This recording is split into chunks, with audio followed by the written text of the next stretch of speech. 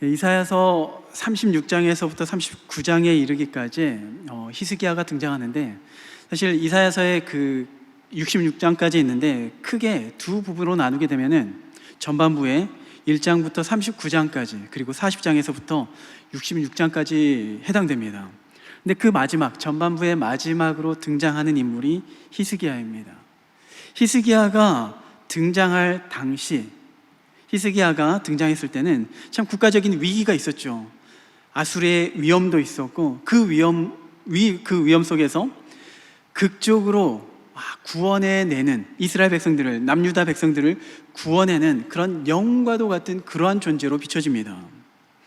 아수르의 침공으로 지켜내는 것뿐만이 아니라 또 이어서 보면은 죽을 병에 걸렸는데 하나님께 간구함으로 생명이 연장되는 은혜를 누립니다. 이사야 안에서의 그 히스기야의 내용을 보면은, 참 이 사람은 믿어볼 만한 사람이구나, 참 뭔가 능력이 있는 사람이구나, 우리가 이렇게 여기죠. 또 이곳에서 뿐만이 아니라요, 다른 곳에서도 히스기야를 이렇게 평가하는데, 열왕기하 18장 3절에 보면은 히스기야가 그의 조상 다윗의 모든 행위와 같이 여호와께서 보시기에 정직하게 행하였다. 히스기야를 지금 누구하고 비교하고 있냐면요, 다윗과 비교해요. 그의 조상 다윗과 비교하면서 다윗처럼 행하였다, 이보다 더 후한 평가는 없을 겁니다. 그만큼 히스기야는 정말 믿음의 사람, 위대한 사람인 거죠. 당장에 이 이야기를 이스라엘 백성들이 바벨론의 포로로 끌려가 있던 그 소망이 없는 때에 이 이사야서를 접하면서 히스기야를 보게 되는 거죠. 그리고 이 히스기야의 이야기를 보면서, 어쩌면 히스기야와 같은 사람이 우리에게 위로가 되고 소망이 되지 않을까. 히스기야를 통해서 위로를 얻습니다. 그런데 39장이 되어지니까 39장에 히스기야의 모습이 이전과 같진 않죠. 마치 배신처럼 느껴집니다. 실망감이 너무나도 커요. 그 내용을 다시 한번 살펴보면요, 분명히 히스기야는 하나님께 생명 연장, 15년의 생명 연장을 받았습니다. 그리고 그 소문이 바벨론까지 들리게 되는데요, 당시 바벨론은 아직 그 제국은 아니었습니다. 아수르 제국이 있고, 아수르 제국의 눈치를 보고 있는 그런 나라였어요. 근데 그때 마침 남유다의 히스기야 왕에 대한 소문을 듣고, 그 남유다, 그 조그만 나라에 가면은 아수르를 대적할 만한 뭔가가, 어떤 힘이 있지 않을까. 그래서 사신들을 파견합니다. 맞죠? 하나님께서 히스기야를 고쳐주셨으니까 하나님의 능력이 남유다에 임하신 겁니다. 남유다에 하나님의 능력이 나타난 거예요. 그러면은 사신들이 히스기야를 찾아왔을 때 정상적인 반응이라면은, 적어도 우리가 기대할 수 있는, 그래도 믿음의 사람이 히스기야라면은 우리가 기대할 수 있는 반응은, 그때 사신들을 데리고 와서 하나님을 간증했어야죠. 우리 하나님은 이렇게 위대하신 분이시다, 죽음에서 건져내실 수 있는 능력의 하나님이시다, 이것을 나타내야죠. 그런데 하나님을 나타내지 않아요. 만약에 이 장면에 이 사신들이 히스기야가 아니라 우리 권사님들을 찾아왔으면, 우리 권사님들이 1시간이고 2시간이고 계속해서 간증했을 텐데요, 그 하나님의 능력이 임하신 그 하나님의 은혜를 끊임없이 자랑했을 겁니다. 우리 권사님들이라면 그랬을 것 같아요. 근데 히스기야는 그 사신들의 방문에 너무나도 신이 났어요. 신나서 하나님을 잊어버려요. 그리고서 그 성읍에 있는 모든 보물창고를 보여줍니다. 병기고를 보여줘요.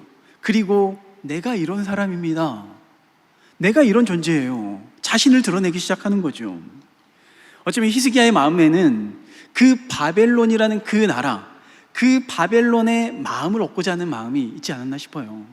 바벨론과 동맹이 되면은 앞으로 그 아수르의 위협으로부터 충분히 벗어날 수 있지 않을까, 그런 어떤 기대가 있었던 거죠. 하나님을 잊어버린 채요. 이에 하나님께서 진노하시면서 이사야 선지자를 보내십니다. 39장 5절에서 7절 말씀에 보면은, 이사야가 히스기야에게 이르되 왕은 만군의 여호와의 말씀을 들으소서, 보라, 날이 이르리니 내 집에 있는 모든 소유와 내 조상들이 오늘까지 쌓아둔 것이 모두 바벨론으로 옮긴 바 되고 남을 것이 없으리라. 여호와의 말이니라.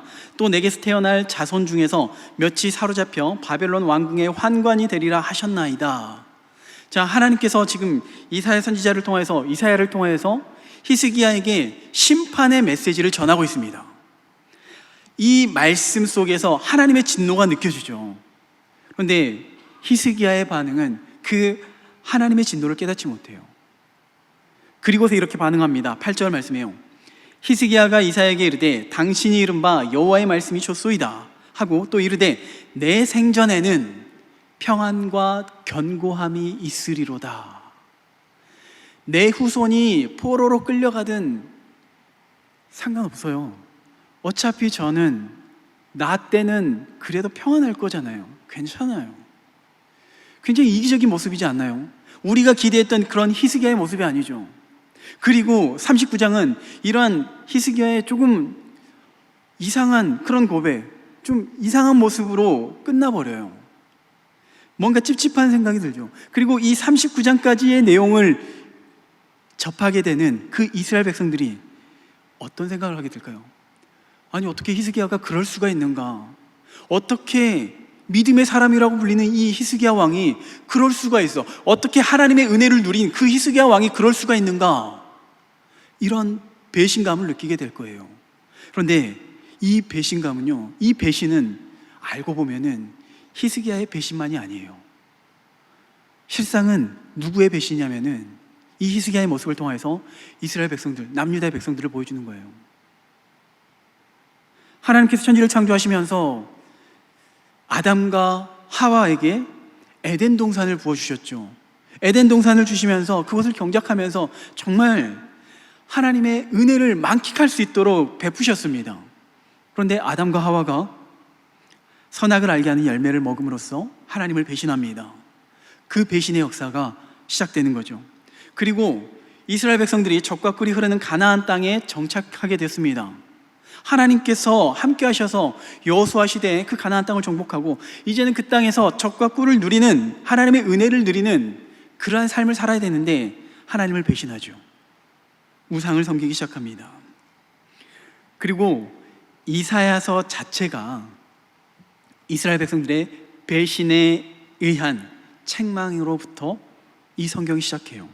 이사야서 1장 2절에서 살짝 말씀 보겠습니다. 하늘이여 들으라, 땅이여 귀를 기울이라. 여호와께서 말씀하시기를 내가 자식을 양육하였거늘 그들이 나를 거역하였도다. 소는 그 임자를 알고 나귀는 그 주인의 구유를 알건만은 이스라엘은 알지 못하고 나의 백성은 깨닫지 못하는도다 하셨도다. 슬프다, 범죄한 나라요, 허물진 백성이요, 행악의 종자요, 행위가 부패한 자식이로다. 그들이 여호와를 버리며 이스라엘의 거룩하신 이를 만홀히 여겨 멀리하고 물러갔도다.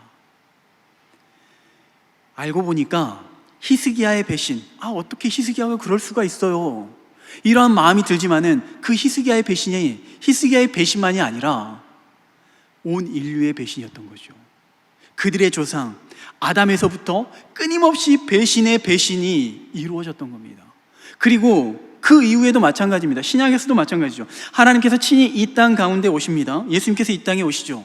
그런데 그 백성이 어떻게 했냐면요, 요한복음 1장 11절에 자기 땅에 오매, 예수님께서 이 땅에 오셨습니다. 자기 땅에 오매 자기 백성이 영접하지 아니하였다.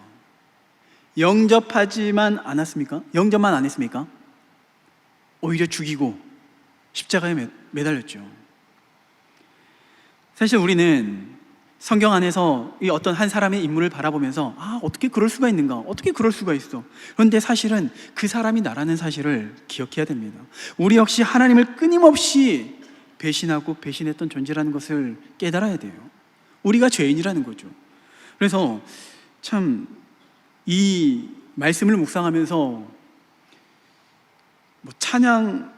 찬양의 가사가 이렇게 좀 바꿔서 하면 좀 어울리겠다는 생각이 드는 거예요. 당신은 사랑받기 위해 태어난 사람, 이 찬양을 우리가 부르잖아요. 그런데 마치 당신은 배신하기 위해 태어난 사람, 이게 우리에게 적용되는 것 같아요. 끊임없이 하나님을 배신하는 거죠. 하나님으로부터 벗어나고자 하는 그런 마음이 끊임없이 우리 안에 있다는 겁니다.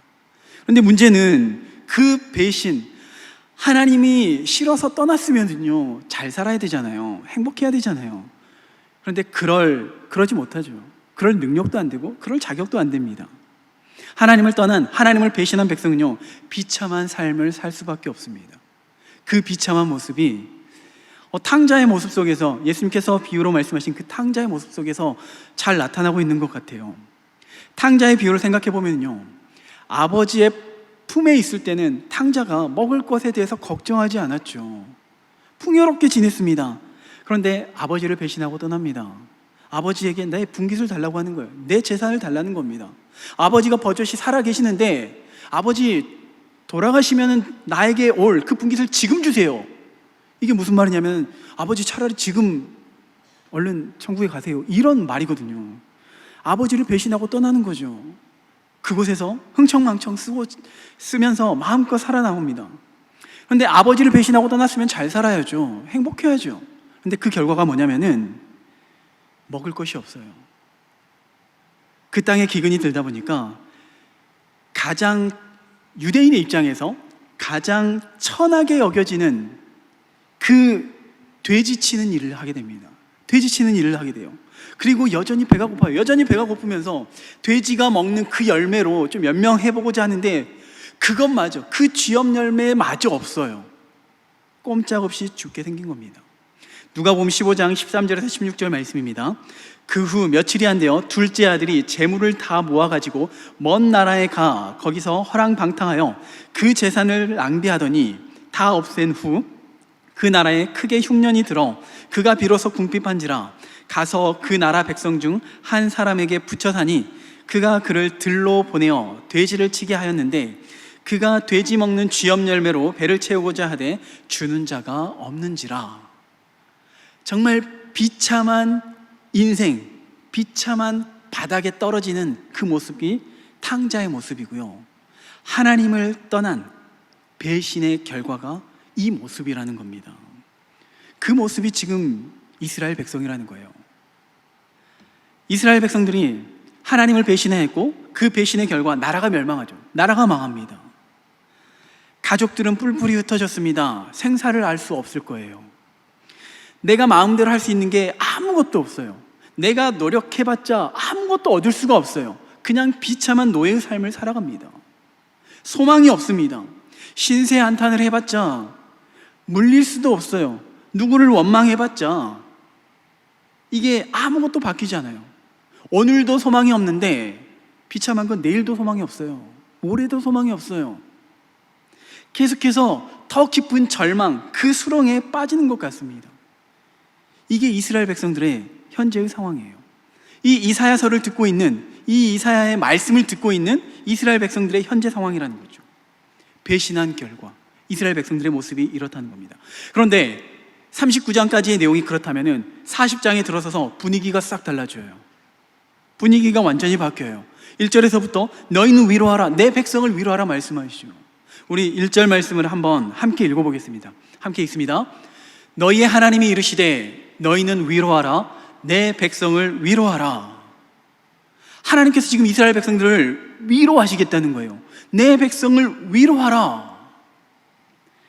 하나님께서 지금 이스라엘 백성들 향해서 내 백성이라 표현하시거든요. 내 백성. 1장에서도, 이사야 1장에서도 그 백성이 내 백성이라고 말씀하세요. 내 백성이 나를 배신했다, 이렇게 말씀하세요. 그런데 그 배신의 결과 하나님께서 그 백성을 뭐라고 하냐면은 이 백성이라고 이야기하세요. 내 백성이 아니라 이 백성. 이사야서 6장 9절 말씀에 여호와께서 이르시되 가서 이 백성에게 이르기를 너희는 듣기는 들어도 깨닫지 못할 것이요 보기는 보아도 알지 못하리라. 그러니까 마치 의도적으로 이 백성들을 책망하기 위해서, 이 백성은 더 이상 나와 상관없는 백성이다, 그리고 이 백성을 책망하시면서 이 백성이라 말씀하시는 거예요. 그런데 그랬던 그 경멸의 대상, 진노의 대상에서 이 백성, 나와 상관없는 이 백성이 아니라 이제는 내 백성이라 말씀하세요.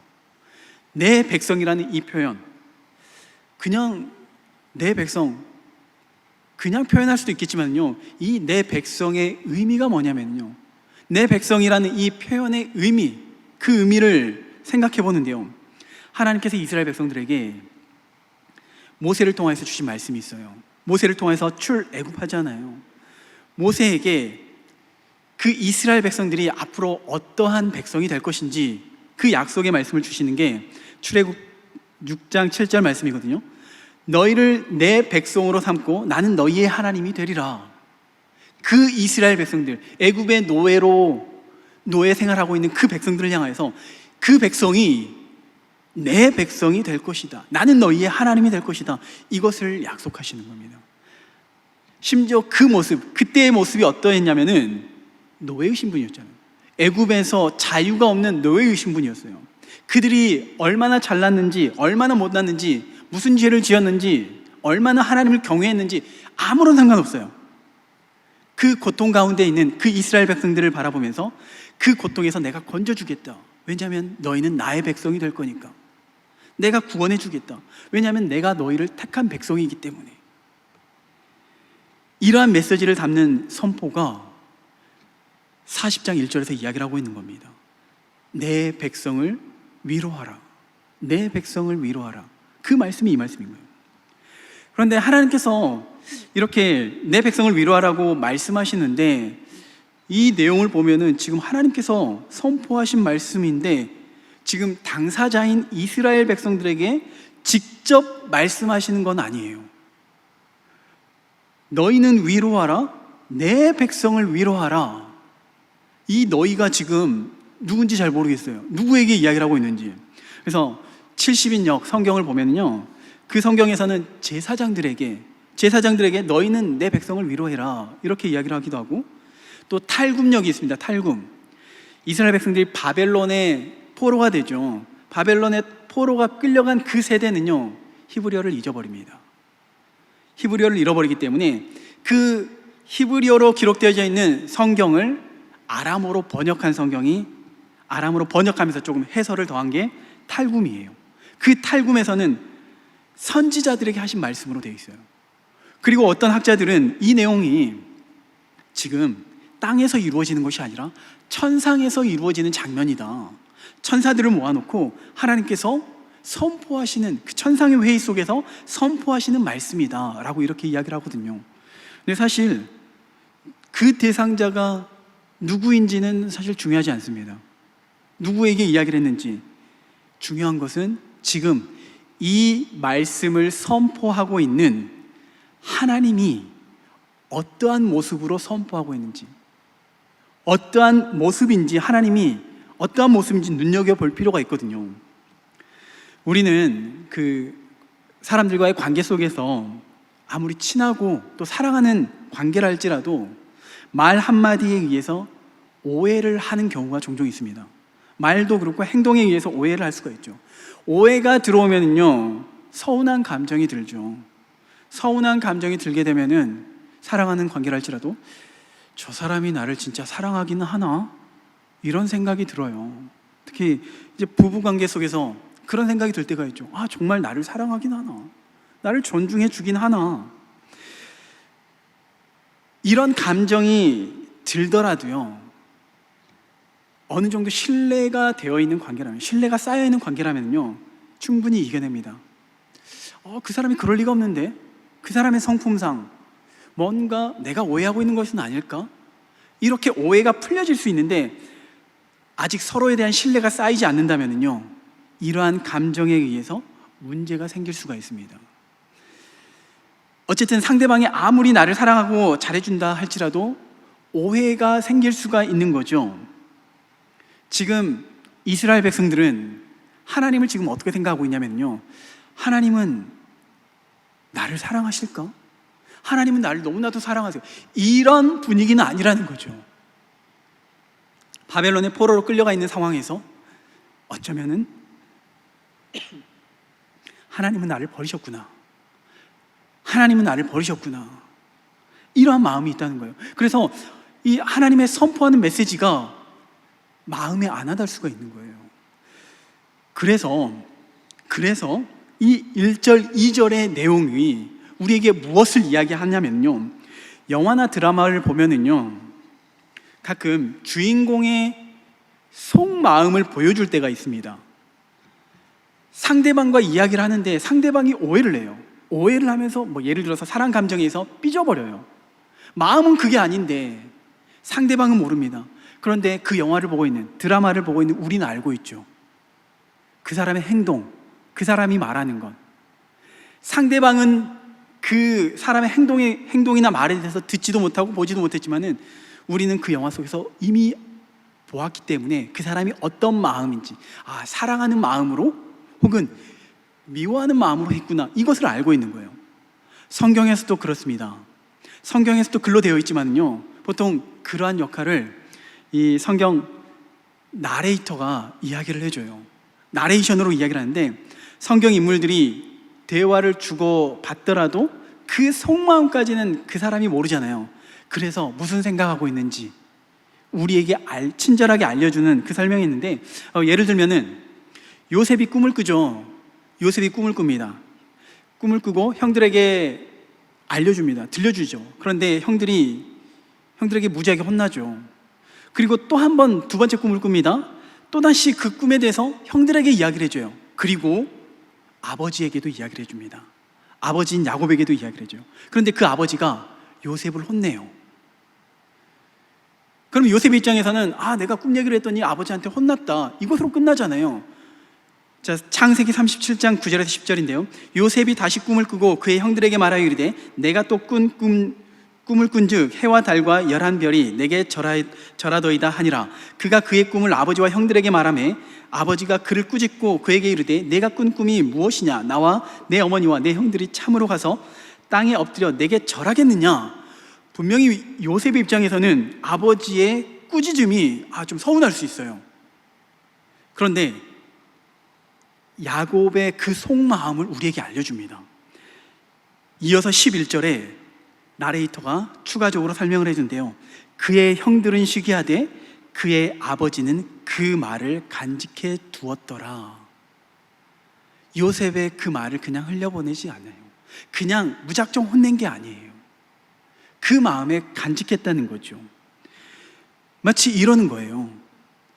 그리고 또 그 앞에서 탕자의 이야기를 했는데요, 탕자의 얘기를 다시 한번 하자면은, 탕자는 아버지의 마음을 모르고 있었어요. 일단 탕자는 비참한 생활을 하면서도 차마 아버지께 곧장 돌아가지는 못했습니다. 쉽게 돌아갈 수가 없었어요. 왜냐하면은 탕자가 지은 죄가 너무나도 크기 때문에요. 그런데 지금 상황상 더 이상 먹을 것이 없잖아요. 진짜 굶어 죽게 생겼어요. 집에 있는 아버지 밑에 일하고 있는 그 품꾼은 그래도 풍족하게 먹고 지낼 텐데, 여기서 죽느니 그래도 아버지한테 한번 가보자, 나를 미워한다 할지라도 아버지한테 한번 가보자, 그 마음으로 나아가는 겁니다. 누가복음 15장 17절에서 19절입니다. 이에 스스로 돌이켜 이르되, 내 아버지에게는 양식이 풍족한 품꾼이 얼마나 많은가? 나는 여기서 줄여 죽는구나. 내가 일어나 아버지께 가서 이르기를, 아버지, 내가 하늘과 아버지께 죄를 지었사오니 지금부터는 아버지 아들이라 일컬음을 감당하지 못하겠나이다. 나를 품꾼의 하나로 보소서 하리라. 지금 탕자의 생각에는 아버지는 나를 용서하신 분이 아니에요. 여전히 아버지는 나를 향해서 화나 있을 거라고 생각하는 거죠. 그래서 차마 아버지의 아들로 말할 수가 없다는 거죠. 그런데 아버지는 어땠나요? 아버지의 모습이 어땠냐면은 바로 이어서 20절에, 이에 일어나서 아버지께로 돌아가니라. 탕자가 이제 아버지께로 오는 거죠. 그런데 아직도 거리가 먼데 아버지가 그를 보고 측은히 여겨 달려가 목을 안고 입을 맞추었다. 자, 여기서요, 아직도 거리가 멀어요. 아직도 거리가 먼데 아버지가 그 아들을 바라본 거죠. 아들임을 보고 달려가는 겁니다. 그리고 측은히 여기고 안아주는 거예요. 자, 이해를 돕기 위해서 이 모습을 한번 상상해 봤습니다. 탕자의 입장에서 한번 상상해 봤거든요. 자, 탕자는 지금 현재 너무나도 비참한 모습입니다. 몰골은 아마 말도 아니에요. 그럼에도 불구하고 고향집으로 향합니다. 그 고향집으로 향하는 그 발이 얼마나 무거울까요? 아버지가 나를 반긴다고 생각하지 않기 때문에 너무나도 무거워요. 배는 너무나도 고파요. 몸은 몇 날 며칠을 씻지 못해서 냄새도 장난 아닐 겁니다. 그리고 누가 볼까봐 창피하죠. 그래서 혹시라도 나를 알아보는 사람이 있지 않을까 눈치를 봐가면서 몰래 집을 향해서 걸어옵니다. 집에 가면은 그래도 굶어 죽진 않겠지. 그런데 또 한편으로 든 생각이, 아버지에게 받은 돈을 다 탕진해서 두들겨 맞아 죽지는 않을까, 이런 두려움도 있는 거예요. 에이, 죽게 아니면 까무러치게, 그래도 집으로 가보자. 그때 누군가가 자신을 향해서 달려옵니다. 아버지가 달려오는 거죠. 탕자는 몰라요. 아버지가 자신을 향해서 달려와요. 긴장되기 시작해요. 누굴까? 왜 나에게 달려오는 것일까? 너무나도 두려움에 사로잡힙니다. 너무 멀리 있어서 그 사람이 누군지도 모르겠어요. 얼굴 표정도 안 보여요. 심장이 막 두근두근 거려요. 마침내 얼굴을 알아볼 수 있는 가까운 거리가 되었습니다.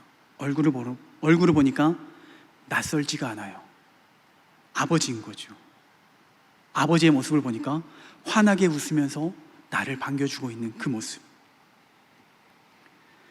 탕자는 아버지의 품에 안기고서야, 그제서야 살았구나,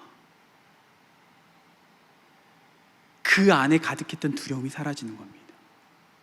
불안한 마음이 눈 녹듯이 사라져요. 안심하는 거죠. 위로가 있는 거죠.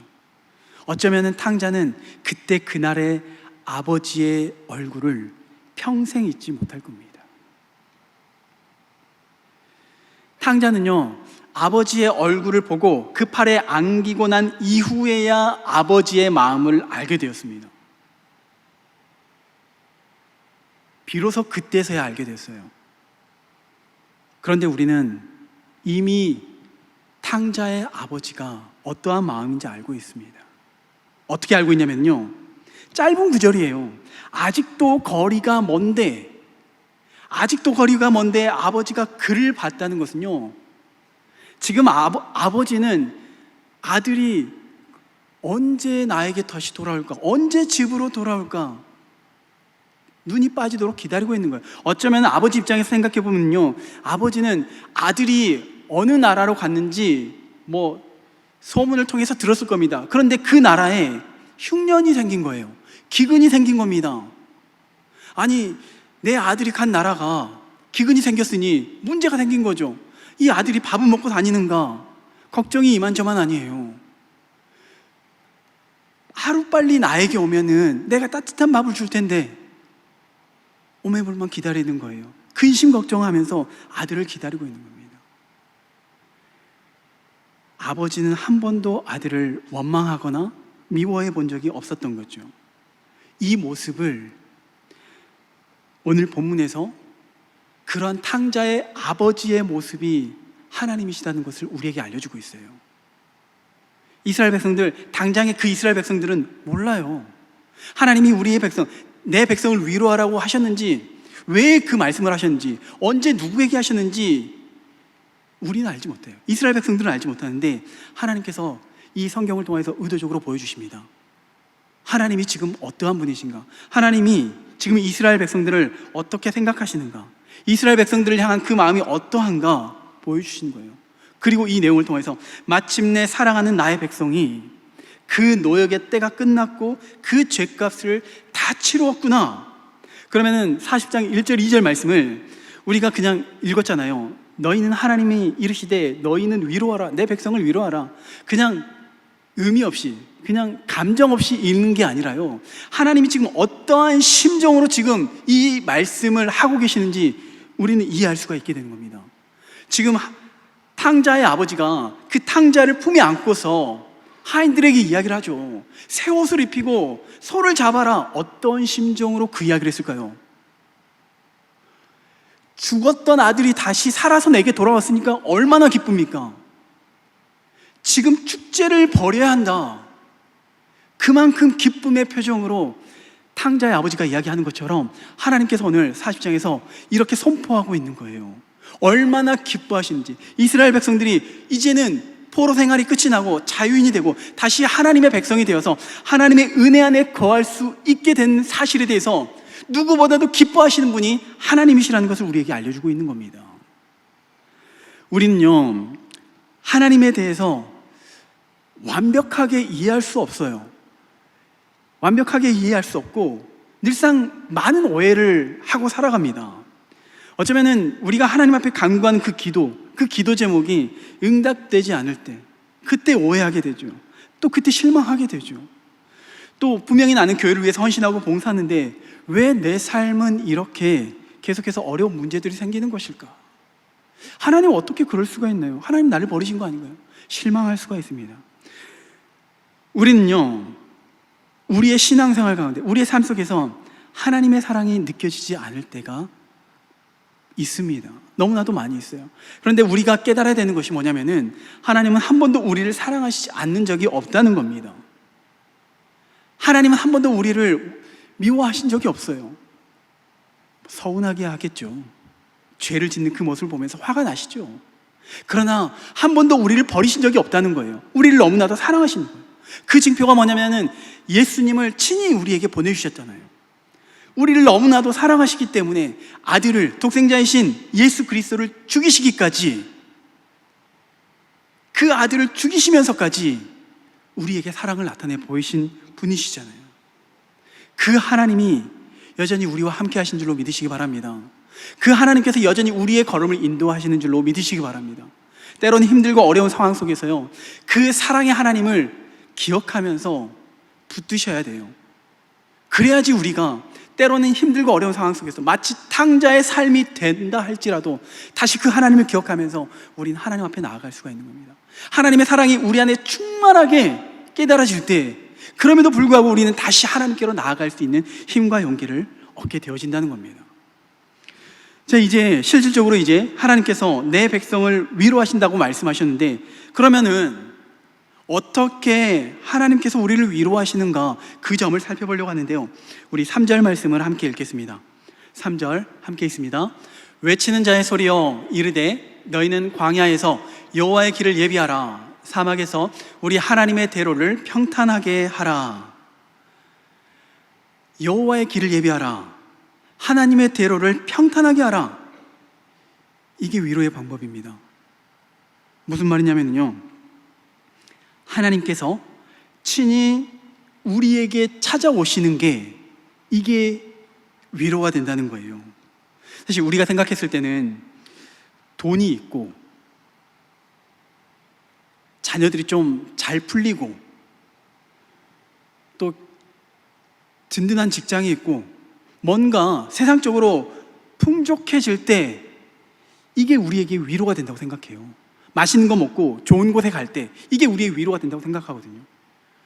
그런데 우리가 이미 다 경험해 보셨겠지만은 이 세상의 위로는요, 정말 잠시 잠깐입니다. 내가 정말 쥐었다고 생각하죠. 내가 정말 누렸다고 생각하죠. 그런데 그것으로는 만족할 수가 없어요. 또다시 갈증만 더 커질 뿐입니다. 아무리 물질이 많고 명예를 가진다 할지라도 우리를 만족시킬 수가 없어요. 마치 그 사사기의 그 사이클이 있잖아요. 이스라엘 백성들이 범죄하면은 또 이방 나라에 의해서 어려움을 겪다 보니까 또 간구하면서 사사를 통해서 위로를 얻죠. 하나님의 은혜를 경험합니다. 근데 은혜를 경험했는데 잠시 잠깐이에요. 또다시 그 사사가 떠날 때, 세상을 떠날 때 또다시 범죄한 이스라엘 백성들, 자꾸 반복되는데 이 반복되어지는 것이 그냥 똑같은 반복이 아니라요, 이 반복 속에서 더 큰 고통이 따라오게 되고요, 더 큰 어려움, 더 큰 허무함이 우리를 찾아오게 되는 겁니다. 우리가 세상적인 방법으로 위로를 얻고, 예를 들어서 돈을 통해서 위로를 얻으면은 그것으로 만족이 되어지는 것이 아니라 이 돈에 대한 만족은 잠시 잠깐이고 또다시 갈급함이 생기면서 더 큰 돈을 원해요. 더 큰 재물을 원해요. 그리고 계속해서 간구하게 되면서 깊은 수렁에 빠지게 됩니다. 더 이상 우리를 만족시킬 수 없는, 더 이상 헤어나올 수 없는 그 깊은 수렁에 빠지게 되는 거예요. 우리에게 참된 위로와 평강은요, 오직 하나님 한 분입니다. 하나님만이 우리를 위로하실 수가 있어요. 하나님만이 우리에게 참된 안식을 주실 수가 있어요. 지금 이스라엘 백성들이 생각했을 때 무엇이 나의 위로일까? 지금 빨리 해방되고 좀 가족들이 모이고 좀 형편이 좋아져서 좀 자유롭게 뭔가 좀 즐기기도 하면 이게 가장 큰 바람이라 생각될지도 모르겠어요. 그런데 하나님이 원하시는, 하나님이 줄 수 있는 최고의 위로와 최고의 안식은 하나님 자신이라는 거예요. 하나님께서 친히 이 땅에 오시겠다는 겁니다. 그러니 우리도 마찬가지입니다. 하나님이 우리의 삶에 임하게 될 때요, 하나님께서 우리의 삶의 주권자가 되어주실 때 그제서야 우리의 삶에 위로가 있는 겁니다. 그제서야 우리의 평강이 있는 거예요. 다시 한번 이 탕자의 모습을 한번 생각해 볼게요. 탕자는 스스로 생각할 때 아버지의 아들로서 자격이 없다고 생각했죠. 품꾼 중에 하나로 여겨주셔도 그것만으로도 감사할 뿐인데 아버지는 어땠나요? 아버지도 똑같은 생각이었을까요? 네가 지은 죄가 있기 때문에 넌 앞으로 몇 년 동안 품꾼으로 일해라, 이렇게 이야기하지 않으셨잖아요. 누가복음 15장 22절에서 24절입니다. 아버지는 종들에게 이르되 제일 좋은 옷을 내어다가 입히고 손에 가락지를 끼우고 발에 신을 신기라. 그리고 살찐 송아지를 끌어다가 잡으라. 우리가 먹고 즐기자. 이 내 아들은 죽었다가 다시 살아났으며 내가 잃었다가 다시 얻었노라. 이게 하나님 아버지의 마음이라는 겁니다. 아버지의 품으로 돌아온 탕자, 그 이전의 삶, 타국에서 어떤 범죄를 지었던지, 얼마나 방탕했던지 묻지도 않아요. 따지지도 않죠. 그저 탕자의 삶을 회복시켜 주세요. 탕자의 신분을 다시 회복시켜 주십니다. 탕자가 그 정말 비참한 그 바닥에까지 떨어지잖아요. 탕자가 다시 그의 삶이, 그의 신분이, 그의 명예가 회복될 수 있었던 단 한 가지 이유는 그가 아버지의 품 안에 있었기 때문인 것이요. 하나님의 품 안에 있기 때문에 모든 아픔과 모든 슬픔과 모든 두려움이 사라지게 되는 겁니다. 우리가 어느새 2월이 시작되었습니다. 2025년 2월이 시작되었는데 우리가 늘상 새해가 되면은 희망을 기대합니다. 어떤 소망을 기대해요. 이전보다는 나아지겠지, 작년보다는 그래도 더 나아지겠지, 이러한 바람을 가지고 기도를 해요. 이게 잘못했다는 것이 아닙니다. 그런데 그 방법에 있어서 어떻게 작년보다는 더 기쁜, 더 희망찬 한 해를 보낼 수 있는가? 그 방법이 뭔가요? 세상적인 거요? 돈이요? 명예? 자식? 아무것도 아닙니다. 오직 하나님이에요. 오직 하나님과 함께할 때 우리에게는 참된 위로가 있고요, 올 한 해가 기쁨과 평강과 은혜가 가득한 한 해가 될 줄로 믿습니다. 특별히 정말 기회다 싶은 게요, 이제 내일부터 우리가 특별 새벽기도 시작하잖아요. 이 특별 새벽기도 우리가 많은 기도 제목이 있습니다. 정말 많은 기도 제목이 있어요. 당장 급한 기도 제목도 있고, 좀 몸도 회복하기를 원하고, 또 질병도 나아지고 경제적으로도 회복되기를 원해요. 여러 가지 기도 제목이 있지만요, 그 기도 제목보다 첫 번째 간구해야 될 것이 있다면요, 하나님께서 내 삶을 다스려 주시옵소서. 하나님께서 내 삶의 주관자가 되어 주시옵소서. 이 기도가 우리의 첫 번째 기도가 되었으면 좋겠습니다. 그래서 하나님의 통치를 받고요, 하나님의 임재 안에서 하나님께서 주시는 그 은혜를 우리 모두가 누릴 수 있는 그런 특별한 2월 한 달이 되기로 하고, 또 2025년이 될 수 있기를 주의 이름으로 축원합니다.